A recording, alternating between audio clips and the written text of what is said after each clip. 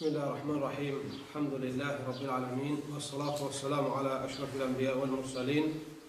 Nebiyyina Muhammed ve ala alihi ve men tebi'ahum bi ihsanin ila yevmiddin. Amma ba'd.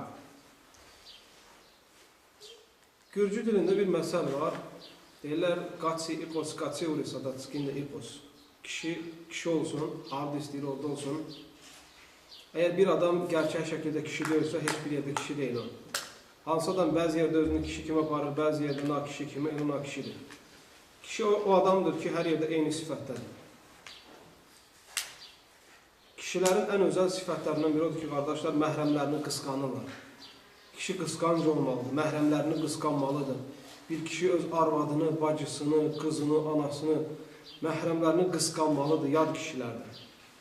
Və o kişilər ki, məhrəmlərini qısqanmırlar, kimlə gəldi danışmağa, kimlə gəldi salamlaşmağa, kimlə gəldi yazışmağa izin verirlər, o kişilərin kişiliyində problem var. Bunu açıq-aşkar deyirəm. Və nakişiliyin və yaxud da deyyusluğun əlamətlərindəndir bir kişi izin verməsi ki, zövcəsi WhatsAppda və yaxud da hər hansı bir sosial şəbəkələrdə nə deyirlər o şeyin üstündə şəkil qoyulan yerə?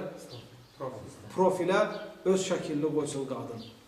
Bir kişi görməsi ki, arvadı WhatsApp-na, Facebook'dur, Twitter'da adına, Classnik'dir, başqa yerlərdə profilə öz şəklini qoyur. Kişi bunu görüb susursa, o kişi deyyusların təbəqəsindədir. Hətta qadın hicablı olsa belə, sadəcə üzü görsənmiş olsa belə. Çünki mərd kişi öz ailəsini qısqanır. O arvad sənə aiddirsə, onun sifəti, onun əli, ayağı sənə aiddirsə, onu başqalarına niyə görsənməlidir? Xüsusən də bugün o bacarırlar ki, onun şəklini götürsünlər, paylaşsınlar və s. və s. Qəribə orasıdır ki, bəzilər var, namaz qılır, 10 ildir, 20 ildir, subhanallah. Görürsən, özünün ayrı Facebook'u var, zövcəsinin ayrı Facebook'u var, zövcəsinin dostluğunda nə qədər adam var, özünün dostluğunda nə qədər adam var. Sonra ər-arvad özləri Facebook'da yazışırlar. Arvadı, yəni bunu qardaşlar danışıb deyə bilirəm, qardaşlar, yoxsa mən Facebook'um heç zaman olmayıb, əlhamdülillah. Deyir ki, yəni ki, arvadı uşağını qucağına götürür, hicabda öz şəkilli çəkdirir, Facebook'da paylayır. Əri də, maşallah olsun sizə, altından, nə deyirlər ona? Nə yazılır altından? Komentar yazılır altından. Bu nədir bu? Bu sizcə nədir bu? Yəni bu qısqanmağın, qeyrətin əlamətidirmi, yoxsa əksidirmi? Əksidir bu tamamilə. Sən qeyrətli kişi olsan, sən maşallah yox, arvadını bu aləmdən çıxartmalısan. Həmçinin alabula, cürbəcür rənglərdə, modabaz şəkildə bir kişi arvadına icazə verməsi ki, hicab geyinsin, şəriətin qoyduğu şərtlər üzrə qadın hicab geyinmirsə və bu hicabı, yəni qadın şəriətin şərtləri olan, yəni şərtlər üzrə hicab geyinmirsə, əri buna susursa, bu kişinin, bu da deyyusluğun əlamətlərindəndir. Deyyusluğun əlamətlərindəndir. Çünki kişi olmalıdır, hər zaman o arvadının üstə hökmü var.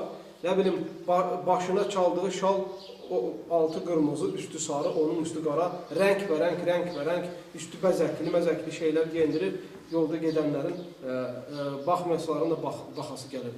Və yaxud da o kişilər ki, arvadlarına icazə verirlər, arvadları qaşlarını alır, arvadları üzlərinə puduru, pamada sürtüb çölə çıxırlar, ətirlənib çıxırlar. Bu kişilərin hamısı da eyni zamanda deyyusların təbəqəsindədirlər, çünki onlar qısqanmırlar. Həmçinin zövcələrinə icazə verən ki, naməhrəmlərlə danışsınlar, onlarla yazışsınlar, onlarla görüşsünlər və şəri qoyduğu hədləri aşsınlar, bu çox nədir? Çox bərbad bir haldır. Ona görə qardaşlar, mən bütün qardaşlara hər yerdə kimlər məni eşidirlər, onlara tövsiyə eləmək istəyirəm ki, siz əgər kamil kişi olmaq istəyirsinizsə və yaxud da kişilikdən, şəriətin baxdığı çərçivədən özünüzün məqamını bilmək istəyirsinizsə, qeyrət məsələsinə fikir verin. Qeyrətdən, naməhrəmlərə qarşı qısqancılıqdan, qeyrətdən görün mərhələniz haradadır. Və həmçinin bəzən xatalardan biri nədir qardaşlar?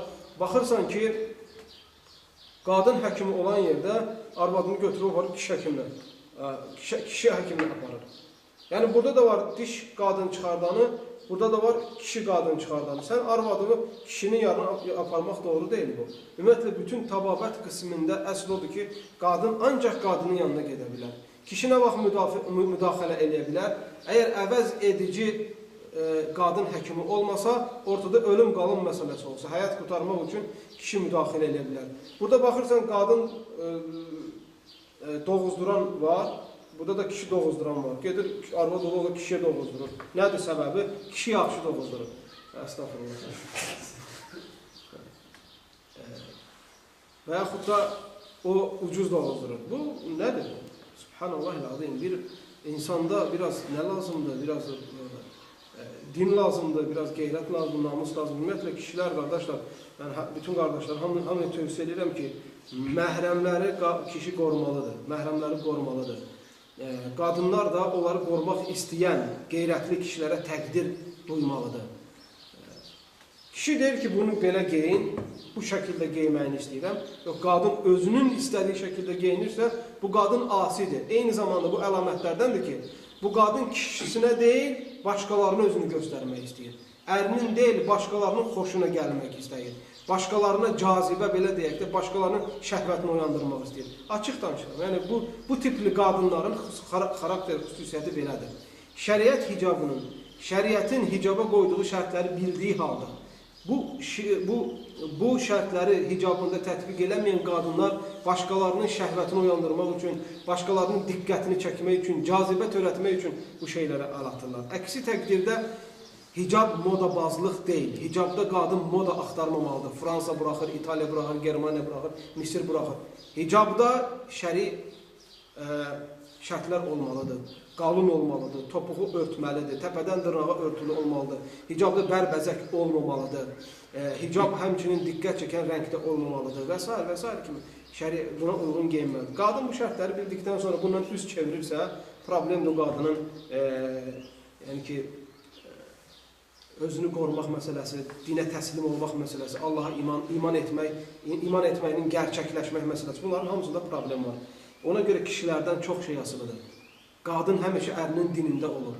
Din, adətən, bəzən olur ki, ər vəbşi bərbat olur, yəni xarab olur insan. Deyyus olur insan, qeyrətsizin biri olur. Baxırsan, hətta piyanistka alkaş olur, nə olur? Amma qadın çox imanlı, taqvalı olur. Necə ki, Firavunun zövcəsi, Firavunun maşitəsi və s. kimi. Amma bu çox azdır, nadirdir. Əsl odur ki, yəni əksəriyyət odur ki, qadınlar adətən kişilərin dinində olur. Ona görə kişi möhkəm olduqdan sonra qadını da onun tipində olur adətən. Və burada odur ki, qadınların özü də elə imanlı qadınlar, axirəti istəyən qadınların özü də elə qeyrətli kişilər axtarırlar. Onları qısqanan, onlara etmə, otur yerində deyən bir kişilər axtarırlar. Yoxsa gözü kör kimi qadın gedir, demir hara gedirsən, gəlir, haradan gəlirsən, geyinmirsən, nə geyinirsən, nə kontrol eləməyən ailəsini kişiləri əslində qadınlar sevmir. Allah Azze ve Celle bizleri qeyrətli kişilərdən etsin. Və sallallahu aleyhi ve sellem və barik alə nəbiyyə Muhammed və alə alihi və sahbihi.